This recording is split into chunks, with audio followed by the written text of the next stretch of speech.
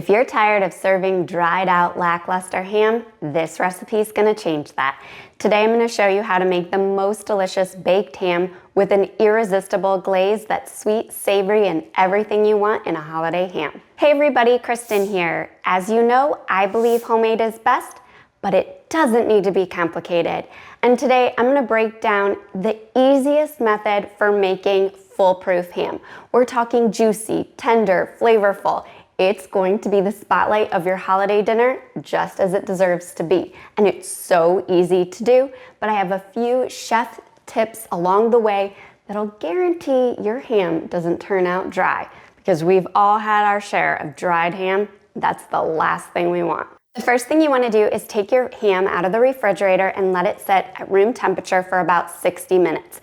That's going to take the chill off it and just help it to bake a lot more evenly. I've had my ham sitting here for a little bit, and now I'm ready to prepare my glaze. Now, this glaze may seem a little bit unconventional, but you have to trust me on it. It's sweet, it's savory, it's everything a good glaze should be, and it comes together with just a few ingredients. The first thing I'm gonna start with is some pineapple juice. Instead of purchasing canned pineapple juice or a bottle of refrigerated pineapple juice, I like to keep cans of sliced or diced pineapple in my pantry that are canned in 100% juice. Then I can use that juice for recipes, and we can eat the pineapple, or in this case, this one's pineapple rings. You could use it to decorate your ham if you'd like. Pop the top off here, and then we're gonna use 1/3 of a cup of this pineapple juice. And I'm just going to use a little strainer and measure out 1/3 cup, which is about perfect. Like I said, we will save these pineapple slices and enjoy them as a snack later, but you could certainly adhere them to your pineapple if you like that sort of thing. I'm adding the pineapple juice to a saucepan here. Again, that was 1/3 cup of pineapple juice.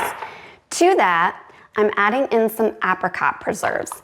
This is sweet, tangy perfection that just creates this sugary glaze over the ham that's sweet, a little bit more complex than, say, brown sugar alone is, or honey. So I'm using a 1/4 cup of apricot preserves here. This is made with real fruit and cane sugar. You wanna look for apricot preserves or apricot jam that is made with only fruit, so like an all fruit, or one that's made with just sugar.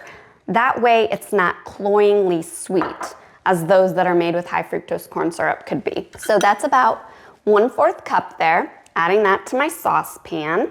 To this, I'm also adding in 1 tablespoon of brown sugar. Dark or light brown sugar works here, just a little bit to bring out those rich caramely notes. And 1 tablespoon of Dijon mustard. That's just gonna give a little zing to it. Whoop, and mustard overboard there. So that's 1 tablespoon of mustard. Here's the unconventional ingredient that I love to add to this glaze. It's optional, you only need a teaspoon, so if you don't have it on hand, feel free to skip it.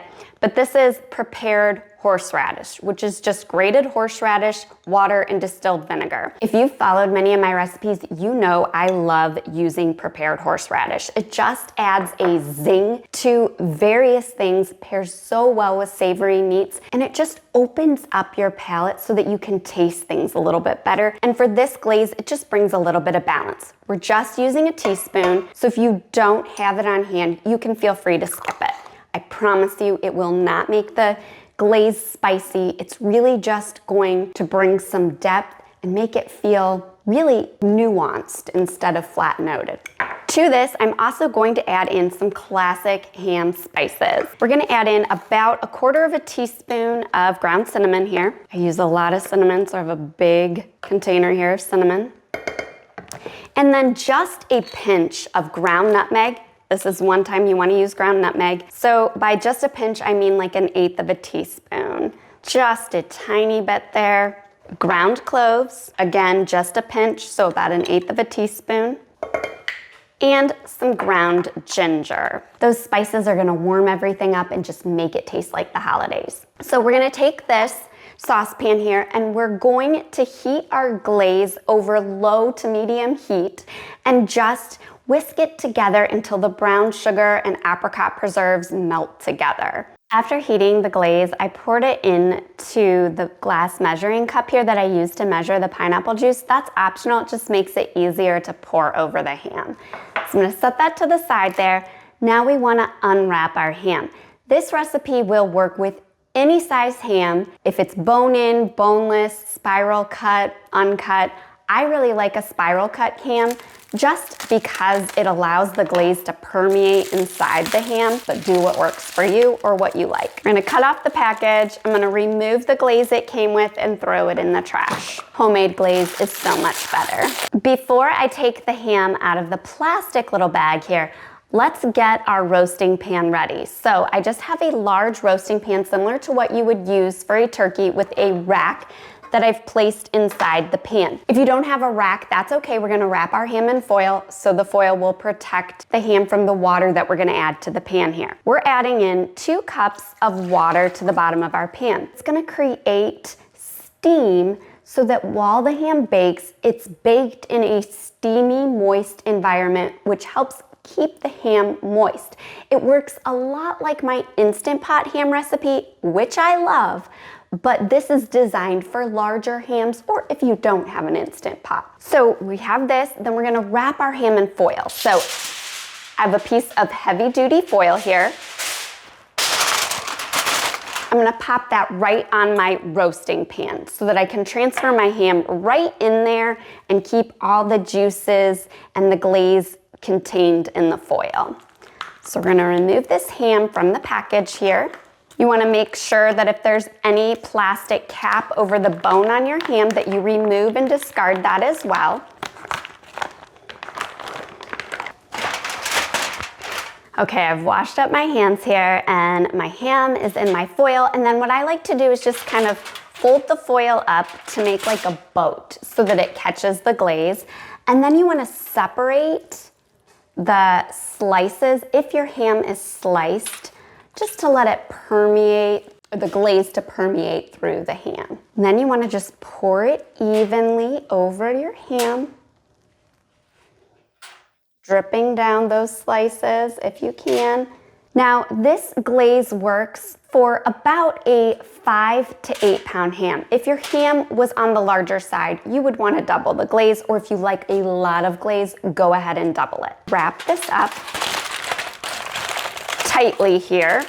You want to seal that glaze inside the foil so that it stays over the ham and gives the ham so much flavor, and the foil will help keep the ham moist as well. Okay, let's talk about baking our ham because this is where a lot of people go wrong. First, you want to set your oven to 325 degrees. We want to keep it on a low temperature so that it just slowly heats the ham. Ham has already been smoked, so we're just looking to warm it to a temperature of 145 degrees Fahrenheit. To determine the cook time, you're going to cook for 10 to 12 minutes per pound if your ham is bone-in and sliced, which mine is today. And mine's about a 7-pound ham, so for me that'll be about 70 minutes. If you have an unsliced bone-in ham, you're gonna cook for 15 to 18 minutes per pound. And if your ham is unsliced and boneless, you're gonna cook for 20 to 22 minutes per pound. The very, very best way to make sure that your ham is perfectly cooked to a safe temperature without drying it out is to use a digital thermometer. I have an oven-safe digital thermometer here, and what I like to do is just take this probe here and stick it into the center of the ham. It's not going to matter that we pierce the foil for this little bit. So I'm just gonna go straight in to the center there. That's about center. And then you take this thermometer, you plug it in to the base here and turn it on, and then you're gonna set the alarm for 142 degrees. Now I know I said that you want to bake until your ham is 145 degrees, but we're going to let it rest after it bakes, and it's going to continue to rise a couple degrees. So it's best to pull it out at about 142, 143 degrees. My ham is baked. It's smells delicious in here. It smells like the holidays. And you want to let your ham rest here in the foil, in the pan for at least 10 minutes. And that's going to raise the final degrees there so the ham reaches 145 degrees internal temperature. It's also just going to keep it super juicy. Now, let's say your ham is ready and you're still waiting on your sides. Keep it wrapped in your foil for up to 30 minutes. It'll hold its temperature really well, and that way it'll be warm when everything else is ready and waiting for you. After the ham is rested, you want to open up the foil here. There's a lot of juice inside there, and you can opt to reduce that down and glaze it over your ham, but honestly, the flavor has infused already. And this recipe just keeps things super, super simple so that there's no basting needed. There's no need to thicken your glaze after the ham is baked. It's really soaked into these slices. It's delicious. So what I like to do is transfer the ham to a platter, and I've just added a little bit of arugula here just for color, but that's completely not necessary. And then you can serve up your ham however you like. Today I'm serving it with one of my favorite spring salad, an asparagus pea salad. It's incredible. Then let's go in for a bite here. It's sweet, it's salty, it's savory, it's smoky.